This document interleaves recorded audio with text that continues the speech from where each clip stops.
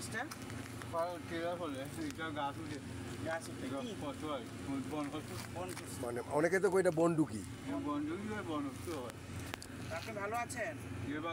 এটা আপনি কত বিক্রি করেন এই বনডুকিটা?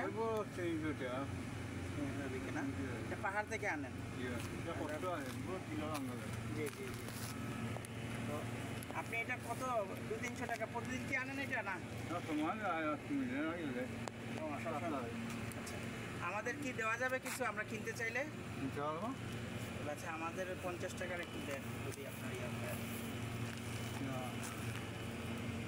আমরা সুপ্রিয় দর্শক এটা বনডুকি মানে বনকচু আর কি, এই যে এরকমের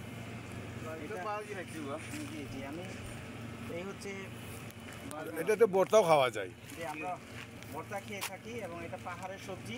আপনারা যখন হ্যালো শ্রীমঙ্গলে আসবেন, যখন ঘুরতে আসবেন, আমরা আশা করি আপনাদের এরকমের নিত্য প্রয়োজনীয় যে খাবারটা রয়েছে সেটা আপনাদের ঐতিহ্যবাহী খাবার, পাহাড়ের খাবার, সেটা আপনাদেরকে আমরা চেষ্টা করবো খাওয়ানোর জন্য। এই হচ্ছে বনডুকিটা। আপনারা হয়তো অনেকেই জানেন না, এটা বনকচু।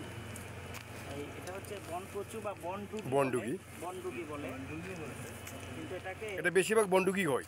এখানে যারা আমরা বাঙালি রয়েছি তারা বনকচু, এবং যারা লোকাল রয়েছে পাহাড়ে থাকে তারা বলে বনডুকি। এটা ভাজি খেতে খুবই সুস্বাদু এবং এটা ফ্লেভার রয়েছে, ফ্লেভারটা অত্যন্ত ভালো।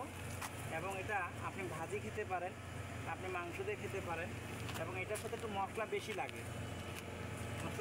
এই কারণে যেহেতু এটা পাহাড়ের এবং এর সুগন্ধি, এবং এটা আপনার মনে হবে যে আরও কিছু করতে পারে। হ্যাঁ, যে এটা আসলে খুবই ভালো একটা জিনিস। সুগন্ধটা তো আর আপনি বুঝতে পারবেন না, যার জন্য আপনাদের আমরা এভাবে দেখাচ্ছি। যে মুরব্বী আমাদের, উনি এখান থেকে কত দূর গিয়েছিলেন?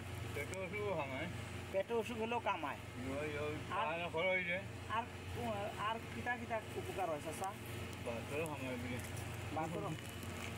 বাতরও কামায়।